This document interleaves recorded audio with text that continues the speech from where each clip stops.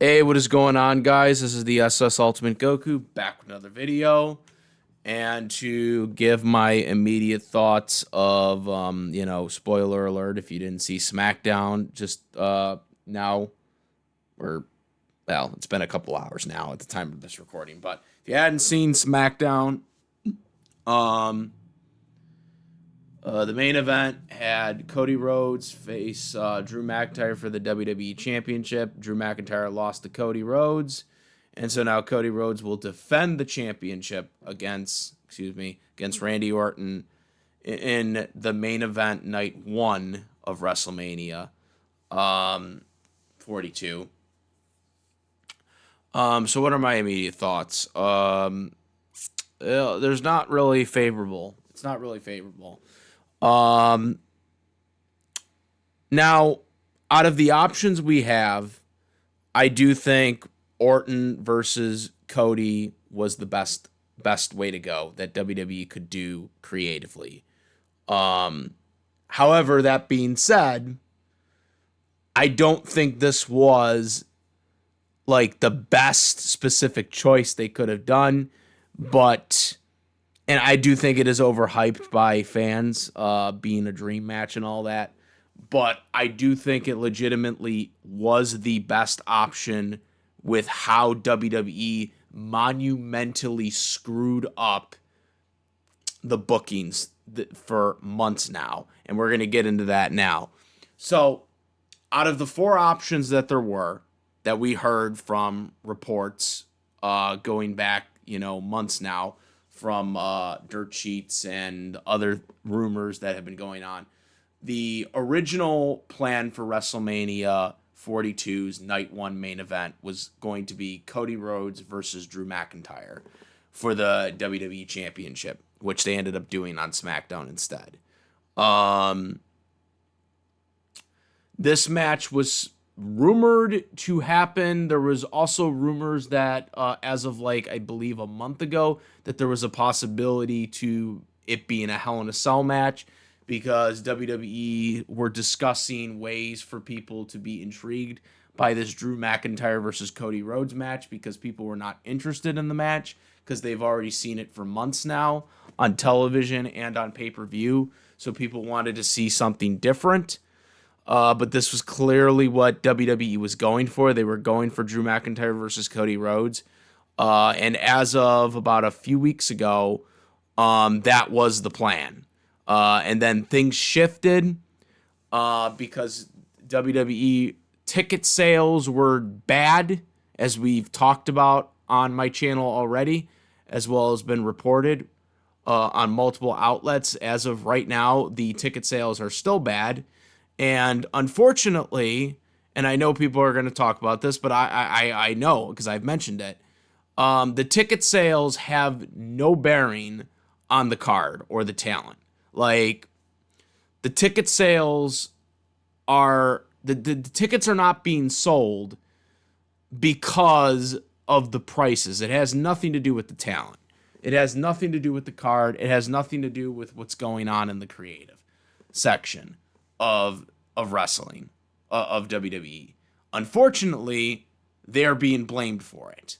And because of that, WWE decided to shift away from the Drew McIntyre Cody Rhodes match. This has been reported for a while now for the past couple of weeks. So again, to recap, Cody was the original plan for Night 1's WrestleMania.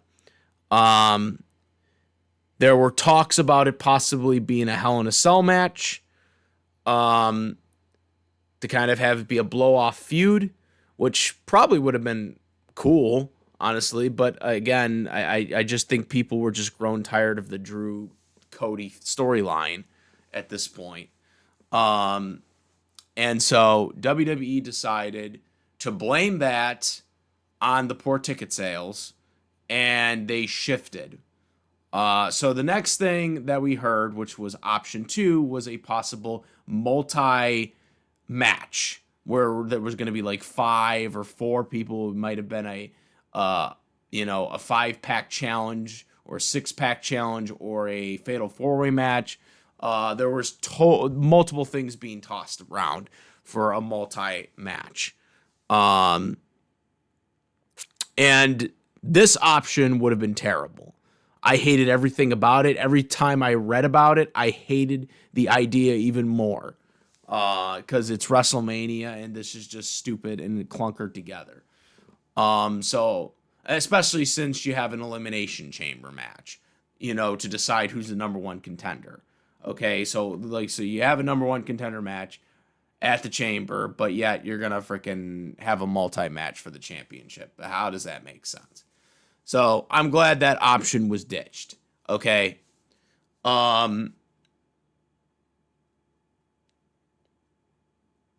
Option 3 was Drew McIntyre versus Randy Orton for the championship. And unfortunately, I don't think that was ever on the cards. Because I think there needs to be more to it than just Drew and Randy. Drew and Randy did have a pretty good storyline during the COVID era. And I don't know if you could really go back to that. Now, again, you could argue, well, it wasn't in a crowd, because there was no crowd back then for the COVID era. But I still think it was kind of right to kind of stay away from that match specifically. And the final option was Cody Rhodes versus Randy Orton, which is the one they end up doing here. And that's why I say when I look at the 4 options that WWE gave us that were being thrown around, this was the best option. And again, I do think this one was overhyped. This is not the one I would have picked. It would have been LA Knight versus Drew McIntyre if I was on creative, because LA Knight fucking deserves it. That would have been who I would have picked. Because I wouldn't have had Cody, because Cody's a babyface. I would have rather been Drew, because he's a heel. Creatively standpoint. So that's who I would have picked if it was me. But unfortunately, these were the only options that were going to be picked. So let's get into this. Because the original plan was Drew McIntyre versus Cody Rhodes, WWE screwed everything up. Okay? Like, everything looks so fucking stupid now. Okay? All the months leading up to WrestleMania just looks all pointless now. And I'm going to get into this. So, how do we start? Where do we start here? Let's start with the SmackDown that Cody Rhodes lost the WWE Championship on. So he lost the WWE Championship at the start of the year to Drew McIntyre. Thanks to Jacob Fatu inadvertently assisting Drew McIntyre. And Drew McIntyre escapes the cage and wins the title. Okay. So the reason why this was done was because Cody Rhodes was going to win the title back at WrestleMania. So Drew was going to win it because Cody wanted to chase the title. Cody supposedly creatively backstage was pushing for Drew to win it. He wanted him to win it at, I think, like right before Survivor Series or something. But because of, some of the people that got injured, I think, or something like that, they decided to delay the title change to the new year. Because the idea here is that Cody wanted to chase the title and win it back at WrestleMania. So this was something that he was pushing for, supposedly. Which kind of makes sense because you're wanting to get the crowd into this. And it's better to chase the title. Historically, booking-wise for babyface, it's better to chase for the title than actually going into the big event as the champion. It's very rare that you can hold on to the title and, be okay as a belt holder as a babyface. Stone Cold, I thought, was very successful at it because, even though he was the champion, he was chasing Vince McMahon. Vince McMahon was always trying to figure out clever ways to get the title off of him, but then Austin would outsmart him. So that was the creative way for Austin to stay, interesting while he was holding the title. Obviously, in today's wrestling, you can't really do that because it just doesn't make sense anymore, especially with Vince not around anymore. But also, the GMs that they have aren't creatively acting that way. It just doesn't work, especially with all the fines and, the random, if you hit a referee, you're going to be fined or suspended, yada, yada, yada. Just dumb shit that just doesn't work. It doesn't work anymore with the authority figures. Unless it's Vince McMahon, it just won't work. And Vince obviously isn't around anymore. So that isn't going to work. Okay. So because of that, Cody wanted to chase the title. So here's where everything gets screwed up. Because the plan was Cody versus Drew originally, they did this. They put the title on Drew because Cody was going to win the title back. He was going to win the Chamber. He wasn't going to win the Rumble. He was going to win the Chamber originally. And then Cody would win the title back at WrestleMania. That plan was scrapped. So now because that plan was scrapped, pretty much everything that they were building on TV is pretty much fucked. It's just basically thrown out the window. Okay? And this is where the storytelling doesn't make sense. Because if the idea would have been Jacob Fatu versus Drew McIntyre for WrestleMania, because that's pretty much the plan. Jacob Fatu interfered in the match, and he didn't inadvertently. This time he did assist Cody in winning the title, which is ironic because Cody bitched at him for accidentally helping Cody lose the title just a couple of months ago. The idea of the storytelling was that Drew won because Jacob Fatu inadvertently interfered. However, if the plan was for Orton and Cody, right then and there, you probably don't have Cody lose the title in that cage match.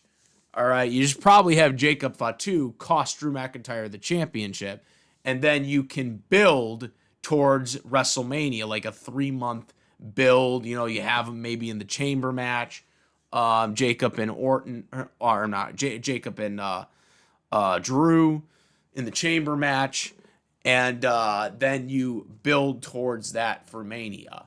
That Drew once again continuously gets screwed out of the world title, which has been going on for a couple of years now.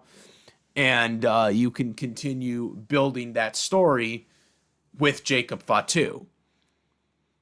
So, point being is, if the plan was to be Orton and Cody, Drew should have never won the WWE Championship. But he did because, again, WWE doesn't know what the fuck they're doing anymore when it comes to creative.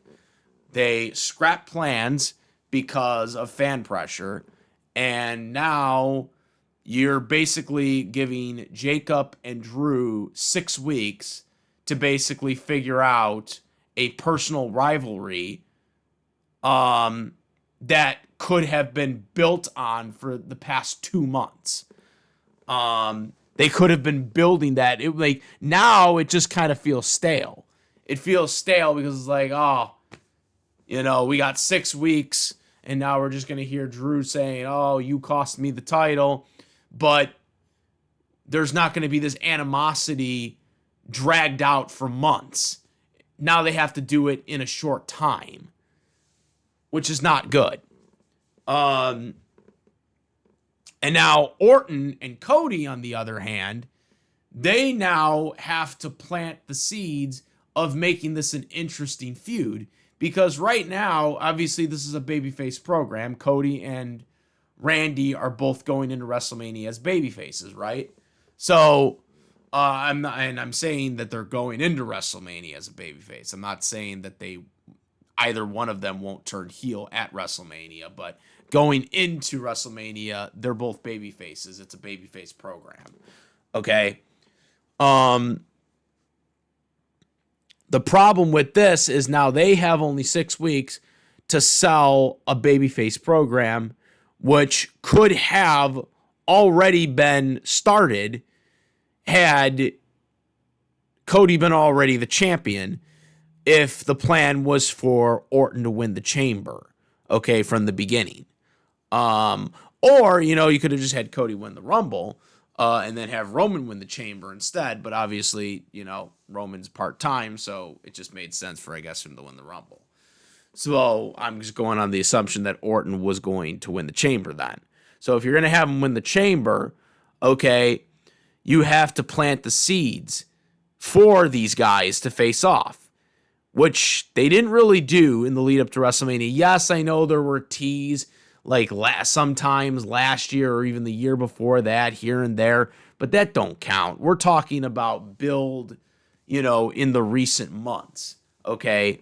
And we didn't really have that for Cody and Orton because the feud was never originally slated for WrestleMania.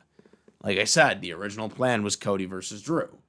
So they didn't really plant the seeds for this. So now now Cody and Orton are going to have to do this with a babyface program. They're going to do a contract signing next week. I guess they already kind of advertised that to whoever won was going to do a contract signing with Randy next week on SmackDown. So now you're going to have to do that, and that's really going to have to kickstart this feud, which again, you're going on a babyface program. Orton, they're going to try to probably tell the story of Orton is a babyface, but he'll do whatever it takes to be champion because that's literally how he won the Chamber. He took advantage of Drew's distraction that Cody had to beat him. But they're going to have to tell that story. Now, who do I think wins this match? It's tough to say because obviously Orton just got a pinfall victory on Cody at Chamber. But it's gonna come off as just like another John Cena storyline, even though right now they're both entering as baby faces. It just comes off as, oh, we're going to have Cody go up against another, ruthless aggression star, okay, a top ruthless aggression star that's still around, okay, instead of kind of probably doing the better, one to do right now. They're going for, a dream match because I think that's what they're going to try to do. Is they're going to try to hype this up more as a dream match because they don't really have much time and it's a babyface program. So there's not much you can do with a babyface program. The only way babyface programs work is you have to hype them up as like two legends, two living legends, active stars. And it can work. I'm not saying it can't work. I like those storylines, but it's got to work correctly. It's got to be done right. Undertaker versus Batista was done very well. Obviously, Shawn Michaels and Cena, same WrestleMania, obviously, was done very well. Obviously, the Ultimate Challenge was the first one. Hulk Hogan versus Ultimate Warrior. But you have to do it in a way where there's got to be buzz, and the difference between those three examples I just laid out is that they had months. They had a couple of months to prepare because they knew what they were selling for WrestleMania, so they had time to build towards it. They have a little over a month to build towards this and get people interested in this match. They're expecting that fans are just going to blindly be okay with this match because, it's, the current star versus, an active living legend star in Randy Orton, who's still active, but obviously he's a living legend. He's at the status Undertaker was at during the Ruthless Aggression era, is basically what I'm trying to say. He's at the status of where Undertaker in the Ruthless Aggression era was, where, he's an established star that's a living legend. He's above the belt. Like, Orton doesn't need the belt. I should reiterate, Orton doesn't need the belt. Okay? Now, will he win the belt? That's another matter. But if Cody Rhodes went over here, there would be no issue on my part because Orton doesn't need the championship. It'd be cool for him to win it, but it's not needed. Like, and what I mean by that is Orton doesn't need to win the championship to be a Hall of Famer or cement his legacy. His legacy is already cemented. He could retire tomorrow as a 14-time world champion and get in the Hall of Fame. Okay? That's what being above the belt is. Undertaker was at that status when, in 2007. When he was going for Batista, okay? He was already at that status. He didn't need the belt. He didn't need the belt at that point, but obviously fans would love him to win it, and it's the same thing with Orton. Orton, he doesn't need another reign as champion, but, if he wins it, it's cool, but it doesn't make his status any better. It's just another accolade. That would be added to his already legendary career. And that's the same thing with Undertaker when he won the world title like 3 times during the Ruthless and PG era. When he won those 3 world titles from 2007 to 2010.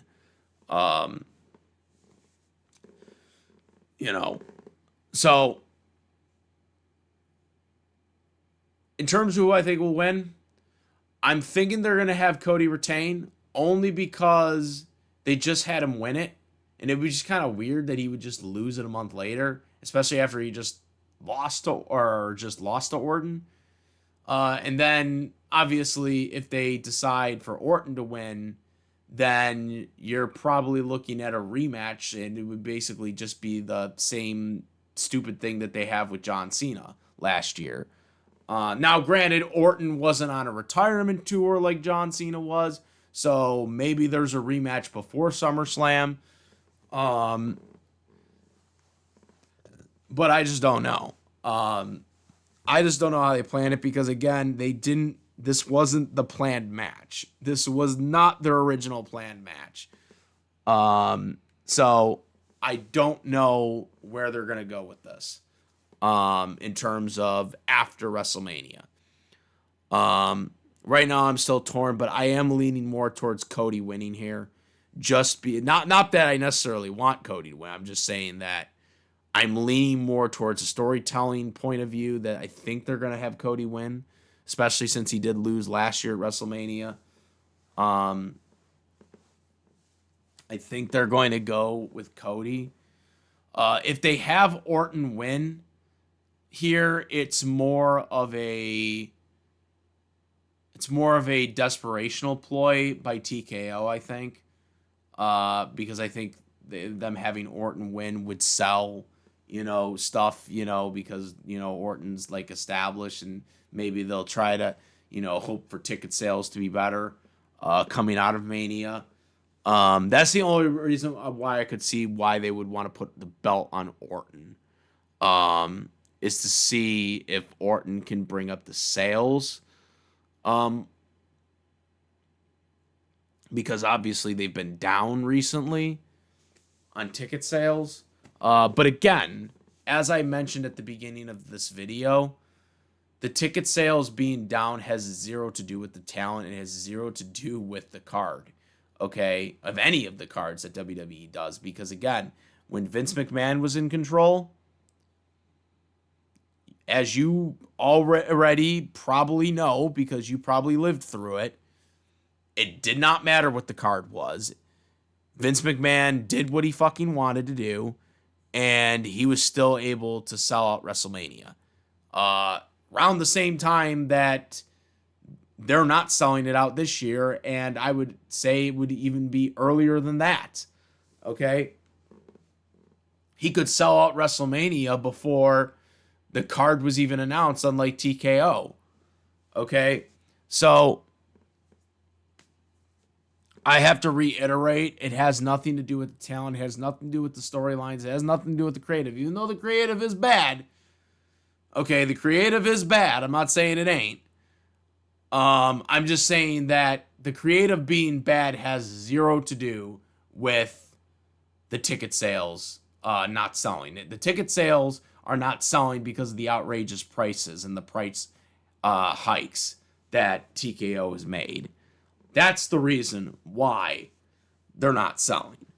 But TKO is blaming the card for it. All right, this is their rule of thinking. It's wrong, but that's what they're blaming. And so that's why they're forcing some of these storylines to be shifted. But yeah, let me know what you guys think of this. Make sure you comment, rate. If you like this video and my videos, please subscribe. Hit that notification bell for the latest content. Thank you. Yeah. And that is about it. I am the SS Ultimate Goku, and I'm out of here. Peace. Also, make sure, besides my YouTube channel, to follow me on the Twitch, the Instagram, and I do have a Discord link in the description where I discuss various topics, including this one here. And now I'm out. Peace.